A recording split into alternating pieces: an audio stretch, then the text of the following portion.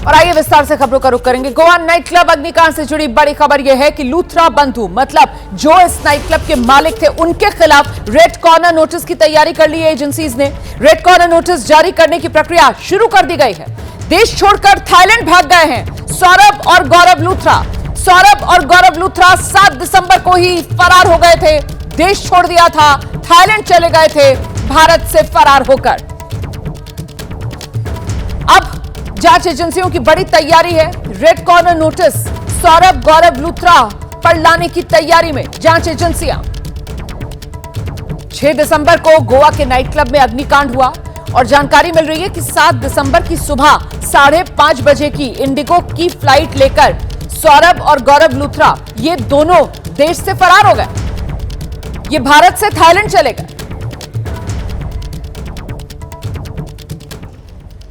तो क्लब मालिक है सौरभ लूथरा, क्लब मालिक है गौरव लूथरा और जानकारी यह मिल रही है कि दोनों ने देश छोड़ दिया। सिलसिलेवार तरीके से आपको बताती हूं तारीखों के हिसाब से। 6 दिसंबर वो तारीख जब Birch by Romeo Lane club में आग लगी। 7 दिसंबर एफआईआर दर्ज हुई इस पूरे मामले में, अग्निकांड में। गोवा पुलिस की टीम दिल्ली भी पहुंच गई जांच के लिए और 7 दिसंबर को गौरव सौरभ के ठिकानों पर छापेमारी की गई। इतना ही नहीं, 7 दिसंबर को दिल्ली में गौरव सौरभ लूथरा नहीं मिले पुलिस को, तो गौरव और सौरभ लूथरा के घर पुलिस ने नोटिस चस्पा कर दिया। 7 दिसंबर शाम तक दोनों के खिलाफ लुकआउट सर्कुलर भी पुलिस की तरफ से जारी कर दिया गया। अब जानकारी ये सामने आ गई है, 7 दिसंबर को ही गौरव और सौरभ लूथरा सुबह 5:30 बजे ही देश से फरार हो गए थे, देश छोड़कर भाग गए थे। गौरव सौरभ लूथरा सुबह 5:30 बजे थाईलैंड फरार हो गए थे। 7 दिसंबर इंडिगो की फ्लाइट 6E1073 से ये दोनों थाईलैंड चले गए। और इस बीच ये 3 तस्वीरें आप देख रहे हैं। 6 दिसंबर वो तारीख जब बर्च बाय रोमियो लेन ये नाइट क्लब गोवा का जिसमें अग्निकांड हुआ और 7 दिसंबर को मालिक सौरभ लूथरा गौरव लूथरा दोनों देश से फरार हो गए। 7 दिसंबर को ही इनके खिलाफ लुकआउट सर्कुलर जारी हुआ था, लेकिन जब तक लुकआउट सर्कुलर निकाला गया तब तक ये दोनों देश छोड़कर भाग चुके थे। जैसा कि मैंने आपको बताया, इन दोनों ने तो सुबह 5:30 बजे की 7 दिसंबर को फ्लाइट पकड़ी और ये देश से फरार हो गए।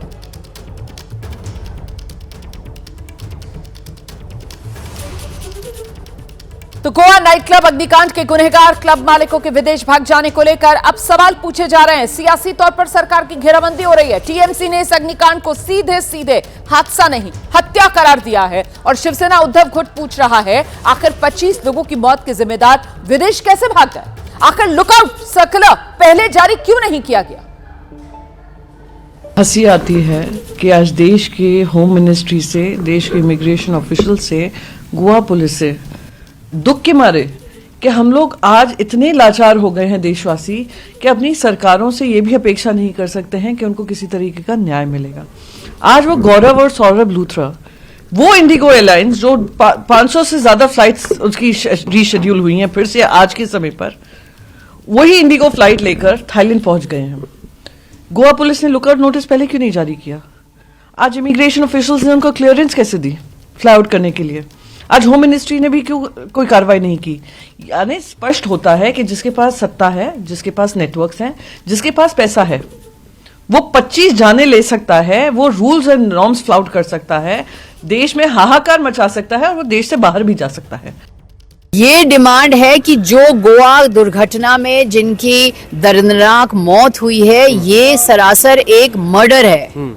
This is a murder of these 25 people due to corruption। वहाँ का जो भ्रष्ट सरकार है, ये लापरवाह और भ्रष्ट सरकार है, इसके कारण इनकी मौत हुई है। हम चाहते हैं कि जो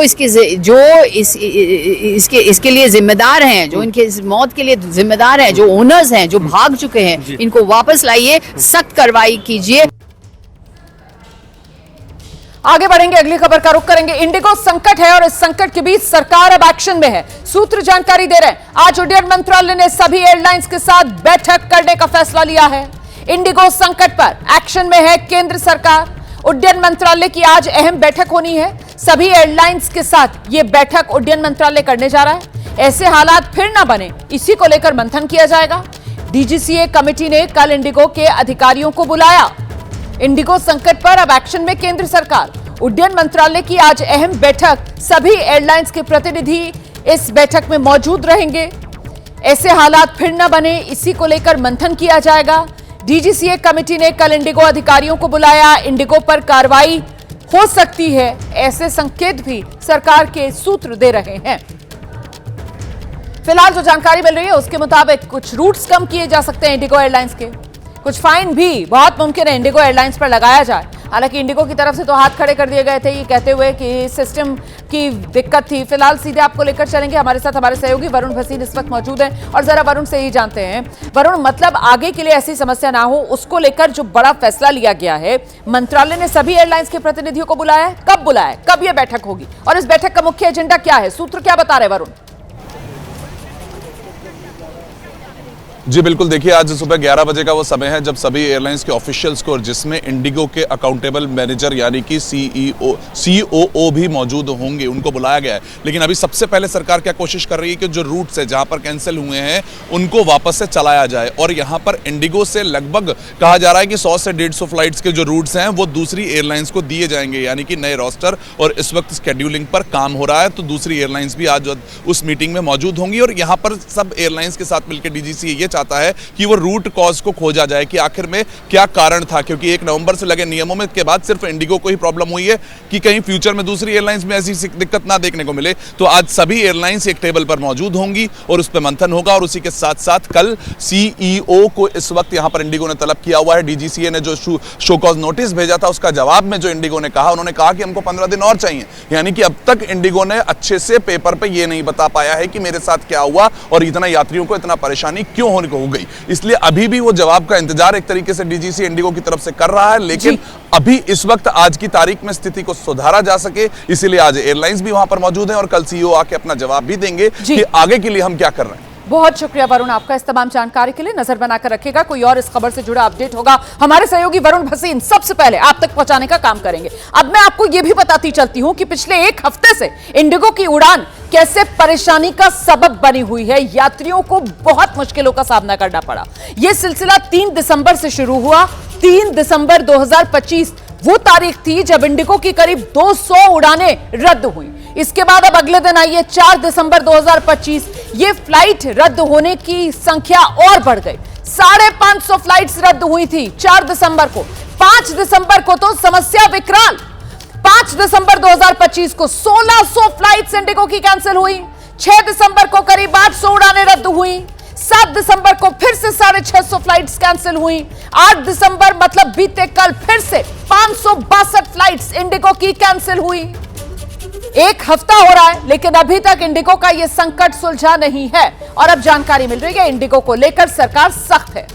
सूत्र ये जानकारी दे रहे हैं, इंडिगो की उड़ानें कम करने की बड़ी तैयारी है सरकार की।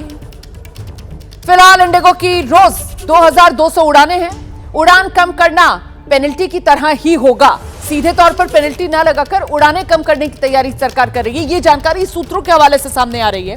इंडिगो की उड़ानें जो हैं वो बाकी एयरलाइंस को मिल जाएंगी, मतलब वो फ्लाइट रूट, वो फ्लाइट समय, वो बाकी एयरलाइंस को दे दिया जाएगा। जल्दी ही सरकार इसको लेकर ऑर्डर जारी कर सकती है और जैसा कि अभी हमारे सहयोगी वरुण बता रहे थे कि मंत्रालय ने बैठक बुला ली है जिसमें सभी एयरलाइंस के प्रतिनिधि पहुंच रहे हैं और इसी महत्वपूर्ण बैठक में यह तय कर लिया जाएगा कि कैसे जो हवाई सफर है उसे भारतीय जो हवाई यात्री हैं उनके लिए स्ट्रीमलाइन किया जाए, क्योंकि इंडिगो से तो फिलहाल ऐसा लग रहा है कि मामला संभल नहीं रहा है, सुलझ नहीं रहा है। रोज रोज 500 से ज्यादा फ्लाइट्स अभी भी इंडिगो कैंसिल कर रहा है। इंडिगो संकट का आज 7वां दिन है। दिल्ली एयरपोर्ट पर यात्री आज भी परेशान हो रहे हैं। कई घंटों से यात्री फ्लाइट का इंतजार कर रहे हैं, जबकि कुछ यात्री ऐसे हैं अपना सामान ही उन्हें अब तक नहीं मिला है। इंडिगो ने तो हद कर दी है, यात्री अपना सामान लेने के लिए एयरपोर्ट पहुंच रहे हैं, चक्कर लगा रहे हैं, लेकिन एयरलाइन से यात्रियों का सामान वापस नहीं हो रहा है। लोग आरोप लगा रहे हैं अभी भी उन्हें इंडिगो की तरफ से सही जानकारी सही वक्त पर नहीं दी जा रही है। एबीपी न्यूज संवाददाता सुशील पांडे की एक रिपोर्ट आपको दिखाते हैं। इंडिगो को लेकर तमाम जो संकट है वो लगातार बना हुआ है। सबसे बड़ी बात यह है कि तमाम जो पैसेंजर्स हैं वो सफ़र कर रहे हैं। वजह यह है कि या तो फ्लाइट डिले हो रही है या तो कैंसिल हो रही है। सबसे बड़ी बात यह है कि जो पैसेंजर्स हैं उनको कहीं ना कहीं समस्याओं का जो समाधान है उसको लेकर फिलहाल यहाँ पहुँच रहे हैं, लेकिन उनको फिलहाल जानकारी नहीं दी जा रही है। सर, आपकी भी फ्लाइट क्या डिले है? ये फ्लाइट तो हमारी डिले थी, लेकिन हम चले गए थे फ्लाइट से 4 तारीख को। हाँ, लेकिन हमारा एक लगेज था वो जम्मू पहुंचा नहीं है, तो आज हम लेने आए उसको वापस फिर वहाँ से घर से? हाँ, मतलब जम्मू से आए? जम्मू से लेने आए। हमारा लगेज नहीं गया था वहाँ पे।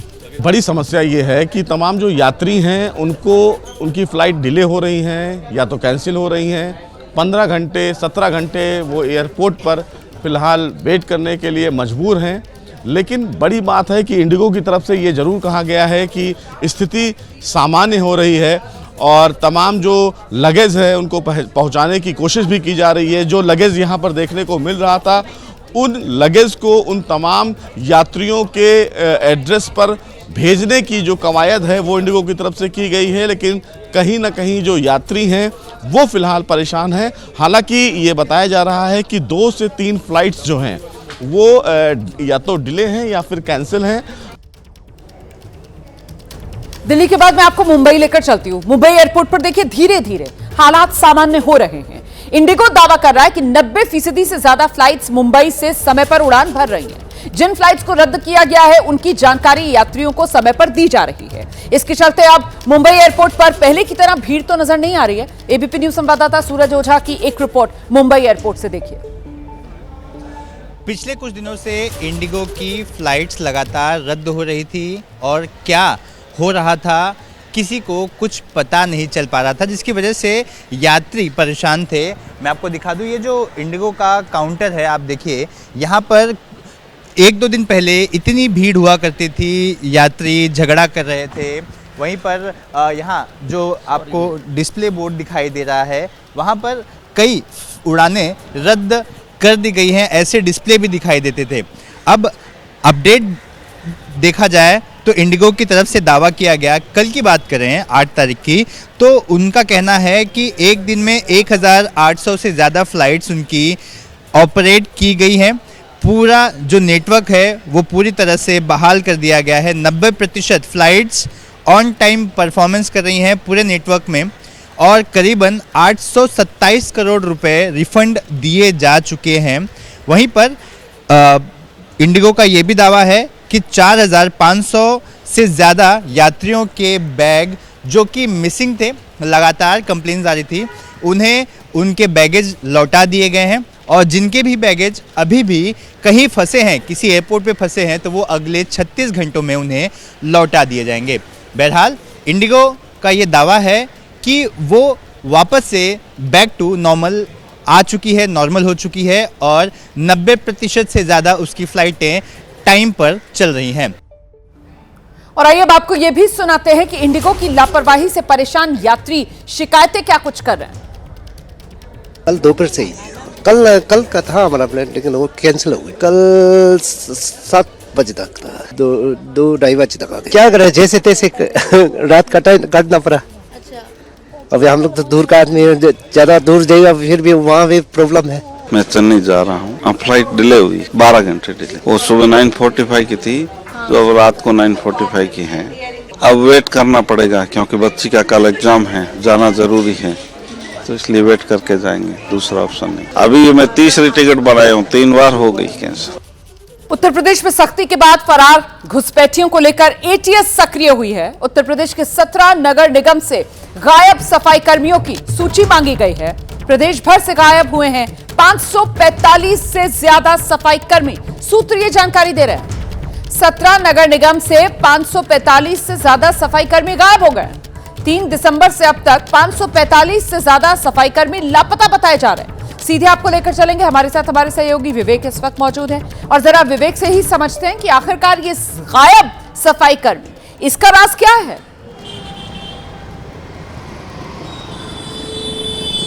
देखिए, आपको बता दूं कि 3 तारीख को मुख्यमंत्री ने एक बैठक ली थी और उस बैठक में उन्होंने कमिश्नर्स को इस बात को लेकर के आदेश दिया था कि वो अपने अपने मंडलों में और अपनी अपनी जगहों पर जांच करें और जो भी रोहिंग्या या इस तरीके के लोग हैं उनको चिन्हित करें और उसके बाद इसके जो भी घुसपैठिए हैं अगर वो मिलते हैं तो उनके लिए डिटेंशन सेंटर बनाए जाए और उनको वहाँ पर रखा जाए।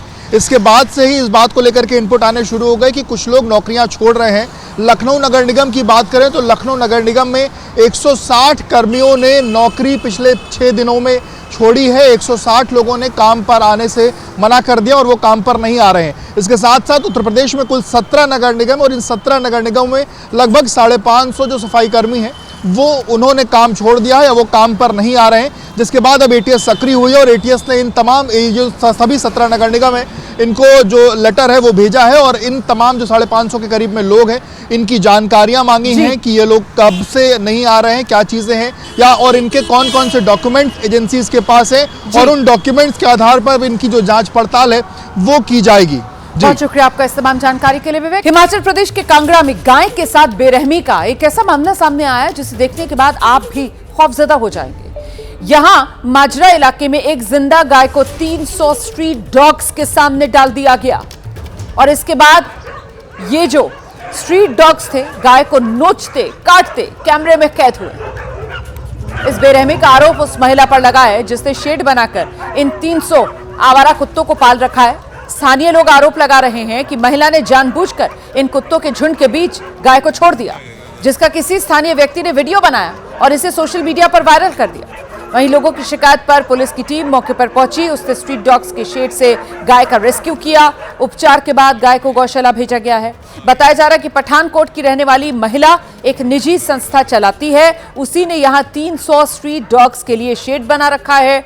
कुछ लोग आरोप लगा रहे हैं कि महिला जिंदा पशु को जानबूझकर खाने की तरह अपने पाले हुए स्ट्रीट डॉग्स के सामने परोस देती है।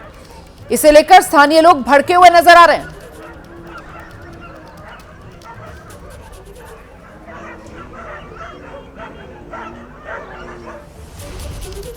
अब खबर आंध्र प्रदेश के गुंटूर से है। पुलिस ने फिल्मी अंदाज में जुआरियों को पकड़ा। दरअसल ये सभी जुआरी तेनाली रूरल इलाके में नहर बांध के पास घने पेड़ों झाड़ियों के बीच छिपकर जुआ खेल रहे थे। पुलिस को लगातार इस संबंध में शिकायतें मिल रही थी। सूचना मिलने पर पुलिस की टीम उस जगह पहुंच गई और वहां पहुंचकर जुआरियों को ढूंढना पुलिस के लिए मुश्किल हो गया। पुलिस ने ड्रोन की मदद ली। वीडियो में देख सकते हैं जुआरी ड्रोन की जद में साफ दिख गए, भागने की कोशिश में थे। पुलिस ने ड्रोन की मदद से जुआरियों को घेरा। इस दौरान 2 लोग पुलिस की पकड़ में आ गए। 5 लोग घना इलाका होने का फायदा उठाकर फरार हो गए। पुलिस कह रही है कि पकड़े गए 2 जुआरियों के साथ साथ भाग निकले 5 जुआरियों पर भी केस दर्ज किया जाएगा।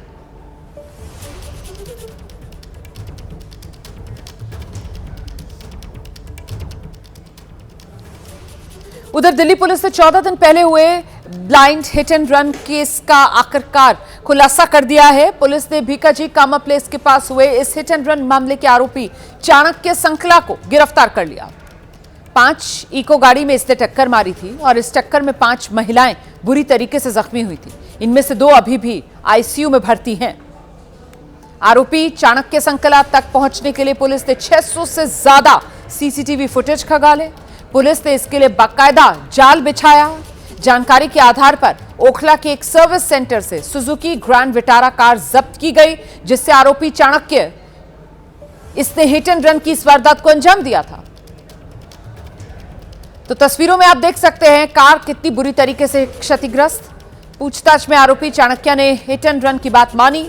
उसने बताया कि वो जल्दबाजी में घर लौट रहा था और इसी दौरान उसने रिंग रोड पर इको कार को टक्कर मार दी। पुलिस ने मामले में केस दर्ज किया। आगे की जांच अब की जा रही है।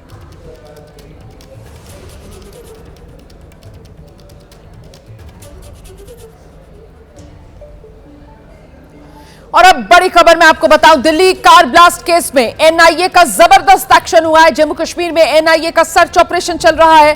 आरोपी डॉक्टर आदिल को साथ लेकर एनआईए की टीम अनंतनाग और अनंतनाग के जंगलों में इस वक्त पहुंची हुई है। एनआईए का सर्च ऑपरेशन अनंतनाग के जंगलों में चल रहा है। आरोपी जासिर बिलाल वानी को भी एनआईए की टीम अपने साथ लेकर गई है। तो क्या इन लोगों ने किसी तरीके का हथियारों का, विस्फोटक का जखीरा यहां अनंतनाग के जंगलों में भी छिपा कर रखा हुआ है क्या? इसी को लेकर अब तफ्तीश आगे बढ़ रही है। तस्वीरें आपके सामने हैं। एनआईए की टीम ये दिल्ली ब्लास्ट के आरोपी को लेकर अनंतनाग के जंगलों में, डॉक्टर आदिल को साथ में लेकर टीम पहुंची हुई है यहां अनंतनाग के जंगल में। आखिरकार इसके पीछे का मकसद क्या है? अनंतनाग के जंगलों को किस तरीके से अपनी साजिश में इस्तेमाल इन आतंकवादियों ने किया है, इसका खुलासा तभी होगा जब एनआईए की तरफ से जानकारी साझा की जाएगी कि आखिरकार यहां अनंतनाग के जंगलों को खंगालने की नौबत इन आतंकी आरोपियों के साथ एनआईए को क्यों पड़ी। सीधे आपको लेकर चलेंगे, हमारे साथ हमारे सहयोगी आसिफ कुरैशी इस वक्त मौजूद हैं। जरा आसिफ से ही जानते हैं। आसिफ, शुरुआती जानकारी क्या मिल रही है? क्यों डॉक्टर आदिल को अनंतनाग के जंगलों की तरफ लेकर गई है पूछताछ के लिए एनआईए की टीम? रोमाना, देखिए, कल से ही एनआईए की जो टीम है वो अनंतनाग में केंद्रित है और यहाँ पे कल काजीगुंड के में जासिम के घर के आसपास के कुछ इलाकों में भी तलाशी ली गई है।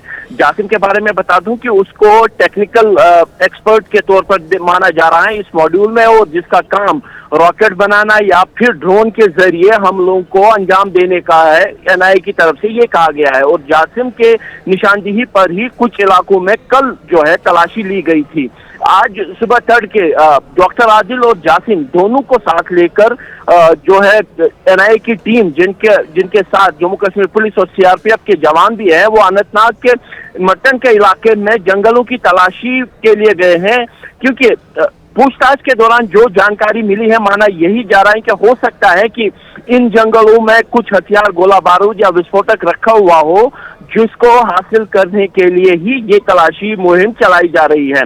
एनआईए की तरफ से इस बात पर ज्यादा जानकारी अभी तक साझा नहीं की गई है, लेकिन सूत्रों के अनुसार जो एनआईए की टीम कश्मीर घाटी में इस समय इसकी जांच कर रही है, वो जम्मू कश्मीर पुलिस के साथ इस व्हाइट कॉलर मॉड्यूल के बारे में ज्यादा से ज्यादा जानकारी हासिल कर उन तो ये जो एनआईए की कस्टडी में आरोपी है, इनमें से जासिम और डॉक्टर आदिल, ये दोनों अभी एनआईए के साथ कश्मीर में ही हैं? क्या अन्य आरोपी भी एनआईए की टीम के साथ कश्मीर में ही हैं? देखिए, फिलहाल जो जानकारी मिल रही है उसके अनुसार कम से कम जासिम और डॉक्टर आदिल दोनों के एनआईए टीम के साथ इस छापेमारी में शामिल होने की बात है, लेकिन ये साफ नहीं है कि क्या सभी आरोपियों को, जिनमें मौलवी इरफान या फिर डॉक्टर मुजम्मिल भी है, जो क्या उनको भी साथ कश्मीर लाया गया है साक्ष्य ढूंढने के लिए। लेकिन जिस तरीके से डॉक्टर आदिल के ही लॉकर से जीएमसी जो गवर्नमेंट मेडिकल कॉलेज अनंतनाग से एक AK-47 राइफल मिली थी, उसके बाद माना यही जा रहा है कि जो हथियारों और गोला बारूद की हैंडलिंग थी वो हो सकता है कि सिर्फ डॉक्टर आदिल कर रहा हो, और जिसके साथ उसके साथ जो है जासिम भी हो सकता है।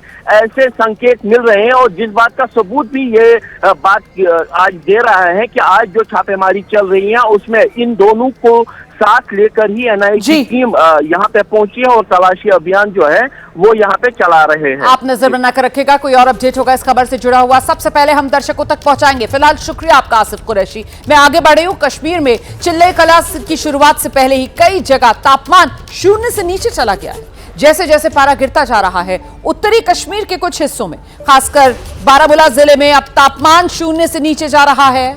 आने वाले समय में जबरदस्त सर्दी का यह संकेत दे रहा है। कई जगह पानी जम गया है, पेड़ों, छतों पर बर्फ के टुकड़े लटके हुए नजर आ रहे हैं। हर तरफ बर्फ ही बर्फ है। वहीं जबरदस्त ठंड और बर्फबारी की वजह से पर्यटक बड़ी संख्या में जम्मू कश्मीर पहुंच रहे हैं। घाटी में इन दिनों पर्यटकों की बहार है। वो प्रकृति की सुंदरता को अपने कैमरे में कैद कर रहे हैं।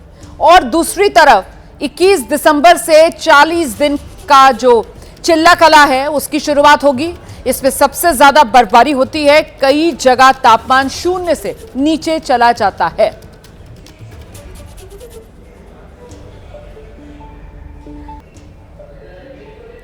उधर महाराष्ट्र के छत्रपति संभाजी नगर में एक शादी समारोह के दौरान चोर ने सबके सामने पर्स उड़ा लिया। वारदात का सीसीटीवी फुटेज सामने आया है। यहां सुतगिरनी चौक के पास एक बैंक्वेट हॉल है। इसी बैंक्वेट हॉल में शादी की रस्में चल रही थी। वीडियो देखिए आप। चोर महिलाओं के पास खड़ा हुआ है, बिना किसी परेशानी के उनके पास खड़ा होकर उनकी बातें सुन रहा है।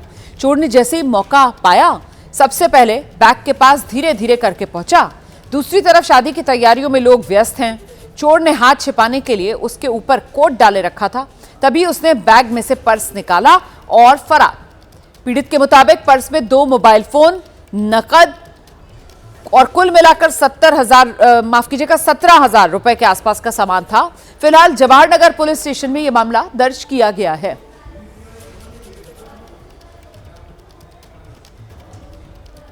उधर लखनऊ के पेपर मिल कॉलोनी में एक दुकान में आग लग गई, लाखों का माल जलकर खाक हो गया। ये जो दुकान है वो काफी दिन से बंद पड़ी हुई थी। स्थानीय लोग बता रहे हैं कि जब दुकान से चिंगारी निकलती उन्होंने देखी तो फायर ब्रिगेड को इसकी सूचना दी। ये आग तेजी से भड़की, पूरी दुकान को अपनी चपेट में ले लिया।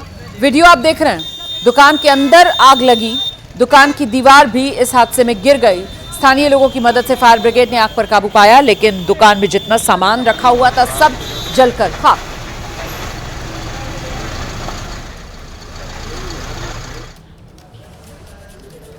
और भीषण आग से बड़े नुकसान की आशंका दादर नागर हवेली में भी जताई जा रही है। यहां इंडस्ट्रियल इलाके में इतनी भीषण आग लगी कि आग पर काबू पाने के लिए दमकल कर्मियों को कई घंटे जूझना पड़ा है। आग पर एक साथ गिरती पानी की कई तेज और ऊंची धारें भी भीषण आग के सामने बौनी साबित हो रही थी। फैक्ट्री में सब कुछ आग की लपटों से घिरा हुआ था। बचे इलाके को तेजी से फैलती आग अपने चपेट में लेती जा रही थी। जिधर देखिए उधर सिर्फ आग की ऊंची लपटें थी। लपटों के बीच में बिल्डिंग कहीं गायब सी हो गई थी और हर खिड़की दरवाजे से आग के शोले निकल रहे थे। पूरी फैक्ट्री जल रही थी। एक तरफ आग थोड़ी सी काबू में आती, पानी के पाइप का रुख दूसरी तरफ घूमता कि आग फिर से भड़क जाती। पानी की तेज और ऊंची धार भी आसमान छूने की कोशिश कर रही लपटों के सामने बौनी सी थी। कई घंटों की कोशिशों के बाद एक तरफ आग थोड़ी धीमी हुई, लपटें थोड़ी सी कम हुई, लेकिन आग की भयावहता जमीन पर फैले पानी और ऊंची लपटों में दिखाई दे रही थी। अंदाजा लगाना मुश्किल नहीं था कि आग ने सब कुछ खाक कर दिया है। उधर जयपुर के नाहरगढ़ लायन सफारी में उस वक्त अफरा तफरी का माहौल बन गया जब पर्यटकों से भरी बस में आग लग गई, क्योंकि बाहर शेर था और बस के भीतर चिंगारियां। तस्वीरों में देखिए, जंगल में सफारी कराने वाली बस धू धू कर जलने लगी। देखते ही देखते पूरी बस को आग की लपटों ने अपने आगोश में ले लिया। लेकिन गनीमत रही कि इस हादसे में कोई जनहानि नहीं हुई। बता दें कि हादसे के वक्त बस में करीब 15 सैलानी सवार थे। तभी शॉर्ट सर्किट के चलते बस में चिंगारी भड़क गई। पर्यटकों में अफरा तफरी का माहौल बन गया। बस के ड्राइवर ने सैलानियों को बस से उतारने की जगह वन विभाग की टीम का इंतजार किया, क्योंकि हादसे के वक्त बाहर शेर घूम रहे थे। ऐसे में सैलानियों की जान अटक गई, लेकिन टीम के पहुंचते ही सभी सैलानियों को सुरक्षित रेस्क्यू कर लिया गया। मौके पर पहुंची फायर ब्रिगेड की टीम ने आग पर काबू पा लिया, लेकिन आग से बस पूरी तरह से जलकर खाक हो गई। और अब इस वक्त एक बड़ी खबर जानिए आप। गोवा नाइट क्लब अग्निकांड को लेकर सरकार सख्त है। केंद्रीय मंत्री श्रीपद नायक का बड़ा बयान सामने आया है। लूथरा ब्रदर्स जहां भी भाग गए हों उन्हें वापस लाया जाएगा। शुरुआत में ऐसा नहीं लग रहा था कि वो भागेंगे। गोवा के सभी नाइट क्लब का ऑडिट किया जाएगा, यह भी सरकार की तरफ से कहा गया है। मेरे साथ केंद्रीय मंत्री श्रीपद नाइक साहब हैं और आप गोवा के रहने वाले भी हैं। लूथरा ब्रदर्स एक इंडिगो संकट से जूझ रहा है, उसी इंडिगो से लूथरा ब्रदर्स भाग गए हैं, कैसे देखते हैं? ये दुर्दैव की बात है।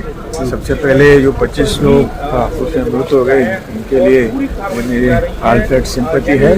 और जो लूथरा बंधु भाग गए हैं, वो जो भाग गए हैं, लेकिन कहीं ना कहीं तो मिलेंगे। एडमिनिस्ट्रेशन इतना सशक्त है, केंद्र सरकार हमारे पीछे है, इसके साथ राज्य सरकार के साथ है। उनको ढूंढ के लाने की कोशिश पूरी होगी और इनको शिक्षा भी होगी। लेकिन विपक्ष आरोप लगा रहा है कि लूथरा ब्रदर्स आखिर कैसे भाग गए, क्यों नहीं सरकार ने लुकआउट नोटिस जारी किया और एयरपोर्ट पे क्यों नहीं रोका? ये तो शुरू में इतनी जो हड़बड़ी मची थी, ये वो लोग भागेंगे ऐसा इतना दुर्दैवी जो घटना है, उन्होंने वहाँ जाके ये सबको मदद करनी चाहिए थी, उसके उलट वो गए। तो जो कल्पित है वो ऐसे ही करते, लेकिन इसके ऊपर उपाय हो जाएगा, उसको शिक्षा मिल जाएगी। एक और आखिरी सवाल नाइक साहब, बड़ा इंपॉर्टेंट है कि जितने भी गोवा में क्लब चल रहे हैं उसकी क्या ऑडिट आप लोग करने वाले? बड़ी खबर जानिए आप। वोटर लिस्ट विवाद को लेकर सोनिया गांधी को नोटिस दिया गया है। सोनिया गांधी को कोर्ट ने नोटिस जारी किया है। बिना नागरिकता हासिल किए, मतलब बिना देश की नागरिक बने, वोटर बनने का आरोप, और इसी मामले में अदालत की तरफ से नोटिस सोनिया गांधी को जारी किया गया है। जालसाजी से वोटर लिस्ट में नाम जुड़वाने का आरोप, इसी मामले में अदालत ने सोनिया गांधी को नोटिस जारी किया है। 6 जनवरी को दिल्ली के राउज एवेन्यू कोर्ट में इस मामले में सुनवाई होगी। बिना नागरिकता हासिल किए वोटर लिस्ट में नाम शामिल करने के आरोप में सोनिया गांधी के खिलाफ मुकदमा दर्ज कर जांच कराने की मांग वाली ये याचिका है, जिसको मजिस्ट्रेट कोर्ट ने सितंबर में खारिज किया था। सोनिया गांधी के खिलाफ दाखिल याचिका में कहा गया, सोनिया गांधी ने 30 अप्रैल 1983 में नागरिकता हासिल की, जबकि उनका नाम 1980 की वोटर लिस्ट में शामिल हो गया था। याचिका में सवाल उठाया गया, 1980 की नई दिल्ली की वोटर लिस्ट में सोनिया गांधी का नाम कैसे शामिल हुआ। याचिका में आरोप लगाया गया है 1982 में सोनिया गांधी का नाम डिलीट हुआ वोटर लिस्ट से। आखिर क्यों डिलीट हुआ? याचिका में सवाल पूछा गया है कि जब 1983 में नागरिकता हासिल की तो फिर किस डॉक्यूमेंट के आधार पर 1980 में वोटर लिस्ट में सोनिया गांधी का नाम शामिल हो गया? क्या फर्जी दस्तावेजों का सहारा लिया गया? सीधे आपको लेकर चलेंगे, हमारे साथ हमारे सहयोगी सुशील इस वक्त मौजूद हैं। सुशील, बहुत से सवाल हैं जो इस याचिका में उठाए गए हैं और इन सवालों का जवाब अब सोनिया गांधी की तरफ से अदालत को देना होगा। जी बिल्कुल रुमाना जी, देखिए सीधे तौर पर इस पूरे मामले में जिस तरह से राउज एवेन्यू कोर्ट की जो सेशन अदालत है उसने सोनिया गांधी और दिल्ली पुलिस को इस पूरे मामले में नोटिस जारी किया है और ये पूछा है कि जो आरोप लगाए जा रहे हैं याचिकाकर्ता के द्वारा, विकास त्रिपाठी जो वकील हैं उन्होंने याचिका दाखिल की है और ये कहा है कि 1980 में वोटर लिस्ट में सोनिया गांधी का नाम शामिल किया गया था, जबकि उन्हें 1983 में भारत की नागरिकता मिली, 1982 में फिर वोटर लिस्ट से उनके नाम को हटा दिया गया। तो क्या कोई फर्जी डॉक्यूमेंट का सहारा लेकर सोनिया गांधी का नाम शामिल किया गया है या इसके पीछे कोई एक बड़ी साजिश थी? इन तमाम पहलुओं को लेकर एक FIR दर्ज करने की मांग की गई है, जिस पर फिलहाल राउज एवेन्यू कोर्ट ने सोनिया गांधी को भी नोटिस जारी किया है और उनसे उनका जवाब मांगा है। जनवरी 6 को इस पूरे मामले में अब सुनवाई दोबारा की जाएगी, जब तक दिल्ली पुलिस को और सोनिया गांधी को यह बताना है कि जो आरोप लगाए गए हैं उन आरोपों को लेकर उनका क्या कहना है। दिल्ली पुलिस को यह बताना है कि जो आरोप, ये बताइए क्या इस मामले में सोनिया गांधी को खुद अदालत में मौजूद रहना होगा या सोनिया गांधी की तरफ से वकील जवाब दे सकेंगे? जी देखिए, फिलहाल अभी सोनिया गांधी को अदालत में मौजूद रहने की आवश्यकता नहीं है रुमाना जी, क्योंकि नोटिस फिलहाल सोनिया गांधी को हुआ है तो निश्चित रूप से सोनिया गांधी के वकील जरूर इस कोर्ट में अपना जवाब है वो दाखिल करेंगे। लेकिन अगर कोर्ट को ये लगता है कि वाकई इसमें सोनिया गांधी के रिस्पॉन्स की आवश्यकता है तो कोर्ट उन्हें समन इशू जरूर कर सकता है। तो निश्चित रूप से कहीं ना कहीं एक मुश्किल जरूर बढ़ी है कि मतदाता सूची में आरोप है कि उन्होंने गलत तरीके से उनका नाम शामिल किया गया, तो उनका नाम क्यों शामिल किया गया, इन तमाम पहलुओं को लेकर जांच किया जाए और दिल्ली पुलिस का क्या रिस्पांस होगा ये भी देखना बेहद अहम होगा। हालांकि इससे पहले कोर्ट ने ये याचिका खारिज कर दी थी, लेकिन अब सेशन कोर्ट में ये पूरा मामला पहुंचा है तो निश्चित रूप से दिल्ली पुलिस को इस पूरे मामले में ठोस कार्रवाई करके यह जानकारी देनी होगी कि जो याचिकाकर्ता आरोप लगा रहा है क्या उसके आरोपों में सच्चाई है या फिर नहीं। आप रहिए मेरे साथ, मैं लौटूंगी आपके पास। हमारे सहयोगी आशीष कुमार सिंह भी इस वक्त मौजूद हैं। आशीष, तो सोनिया गांधी को यहां पर जवाब देना होगा, कैसे उनका नाम 1980 वोटर लिस्ट में शामिल हो गया, 1982 वो नाम वोटर लिस्ट से कट भी जाता है, जबकि नागरिकता 1983 में उनको मिली है। मजिस्ट्रेट कोर्ट ने यही याचिका सितंबर में खारिज कर दी थी और अब राउज एवेन्यू कोर्ट में सोनिया गांधी को जवाब देना होगा। 6 जनवरी को इस मामले में सुनवाई। आशीष, जी हाँ बिल्कुल, ये बड़ा मामला है। पहले रिवीजन पिटीशन जो दाखिल हुई थी उसको मजिस्ट्रेट कोर्ट ने खारिज कर दिया था इस याचिका को, माफ कीजिएगा। उसके बाद रिवीजन पिटीशन दायर हुई थी जिस पर अब ये जवाब तलब किया गया है सोनिया गांधी से और सोनिया गांधी को जवाब देना पड़ेगा। निश्चित तौर पर ये पॉलिटिकली उनके लिए एक ऐसे समय पर जटिल मसला बन सकता है, जबकि इसी मामले को लेकर के संसद में आज से चर्चा शुरू होनी है। इसी मामले पर leader of opposition Rahul Gandhi उनके बेटे हैं जो सबसे पहले चर्चा की शुरुआत करने वाले हैं और ऐसे वक्त पर सोनिया गांधी को लेकर के मामला सामने आना निश्चित तौर पर कांग्रेस पार्टी और खुद उनके लिए गली की हड्डी जरूर बन सकता है। अब देखना होगा कि किस तरह से वो इस मामले को लेकर के खुद को डिफेंड करती है। दावा यही था कि उनकी भारतीय नागरिकता 1983 में मिली थी, लेकिन उनका नाम 1980 के वोटर लिस्ट में दर्ज था। और आज देखिए कितना क्रूशियल डे है, जिस दिन जैसा मैंने आपको बताया कि संसद में इसी मामले को लेकर के चर्चा होगा, तो निश्चित तौर पर आप ये मान के चलें कि राहुल गांधी के भाषण के बाद जब बीजेपी की तरफ से सरकार की तरफ से उनको घेरने की कोशिश की जाएगी तो सबसे बड़ा सवाल जिसका जवाब देना पड़ सकता है राहुल गांधी को, वो इसी सवाल का जवाब देना पड़ सकता है। लिहाजा देखना बड़ा दिलचस्प होगा कि राहुल गांधी या कांग्रेस पार्टी या खुद मिसेस गांधी की तरफ से इस मामले पर खुद को कैसे डिफेंड किया जाता है। ये मामला देखिए ऐसा तो है नहीं, आज तो ठीक है राउज एवेन्यू कोर्ट ने इस मामले में सोनिया गांधी से जवाब तलब किया है, 6 जनवरी को उनको जवाब देना होगा, लेकिन ये मामला पहले भी उठता रहा है और कैसे मजिस्ट्रेट कोर्ट ने ये याचिका खारिज की थी सितंबर के महीने में, वो भी हमने देखा। तब इस पूरे मामले पर कांग्रेस का रुख, कांग्रेस की प्रतिक्रिया क्या रही है? देखिए, कांग्रेस ने इसको पॉलिटिकली मोटिवेटेड बताया था। जिस दिन ये मजिस्ट्रेट की तरफ से खारिज किया गया था, तब भी ये मसला सामने आया था कि सोनिया गांधी को लेकर के गंभीर आरोप लग रहे हैं, उनकी वोटर लिस्ट में नाम को लेकर के, डिस्क्रिपेंसीज को लेकर के। लेकिन कांग्रेस की तरफ से तर्क दिया गया था कि ये पॉलिटिकली मोटिवेटेड है और इस मामले को पहले ही इलेक्शन कमीशन द्वारा एड्रेस किया जा चुका है। लेकिन अब जबकि इस पर जवाब तलब किया गया है सोनिया गांधी से, ऐसे में क्या जवाब आता है सोनिया गांधी की तरफ से, संसद में आती है तो उनसे भी हम इस बारे में सवाल करने की कोशिश करेंगे। और जैसा मैंने आपसे कहा कि राहुल गांधी को तो इसी मसले पर बोलना है, तो निश्चित तौर पर बहुत शुक्रिया आपका इस तमाम जानकारी के लिए आशीष। तो कहीं ना कहीं टाइमिंग को लेकर यहाँ पर नजर बनाकर रखनी चाहिए, क्योंकि आज चुनाव सुधार को लेकर जहां एक तरफ लोकसभा में चर्चा होगी और उसमें राहुल गांधी को बोलना है, वहीं राउज एवेन्यू कोर्ट जो है वो नोटिस सोनिया गांधी को जारी कर रहा है कि साहब वोटर लिस्ट में 1980 में आपका नाम कैसे जुड़ जाता है, जबकि नागरिकता तो आपको 1983 में मिली है। तो कुल मिलाकर सियासी तौर पर पूरा मामला प्रेरित है, ये कांग्रेस की तरफ से दलील दी जा रही है। लेकिन आज यही चुनाव सुधार का मुद्दा है और दोपहर 12 बजे से लोकसभा में इस पर चर्चा भी शुरू होनी है। बड़ी खबर आ रही है एसआईआर को लेकर, जो सुप्रीम कोर्ट में सुनवाई चल रही है। पश्चिम बंगाल में एसआईआर पर सुप्रीम कोर्ट का नोटिस, बीएलओज और दूसरे कर्मचारियों की सुरक्षा को लेकर सुप्रीम कोर्ट ने यह नोटिस दिया है। चुनाव आयोग ने जरूरी कदम चुनाव आयोग उठाए, ये बात इस नोटिस में कही गई है। दरअसल याचिका में कहा गया था कि बीएलओ असुरक्षित महसूस कर रहे हैं। चुनाव आयोग का कहना था पुलिस राज्य सरकार के नियंत्रण में नहीं है। उसने राज्य सरकार को बीएलओ की सुरक्षा पर पत्र लिखा है। सीधे आपको लेकर चलेंगे, हमारे साथ हमारे सहयोगी निपुण सहगल इस वक्त मौजूद हैं। निपुण, विस्तार से बताइए जरा, सुप्रीम कोर्ट ने पश्चिम बंगाल में बीएलओ और बाकी सरकारी कर्मचारियों की सुरक्षा को लेकर क्या कहा है, किसे क्या निर्देश दिया गया है?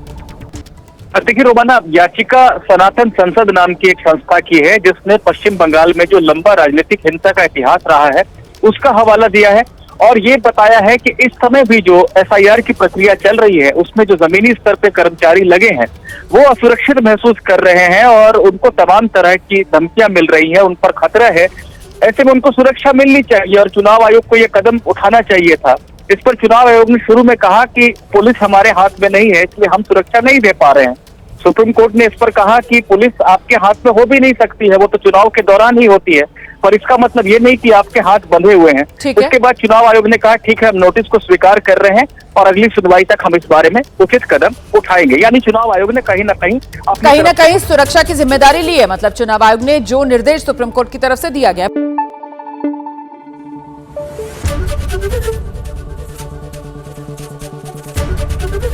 एबीपी न्यूज आपको रखे आगे।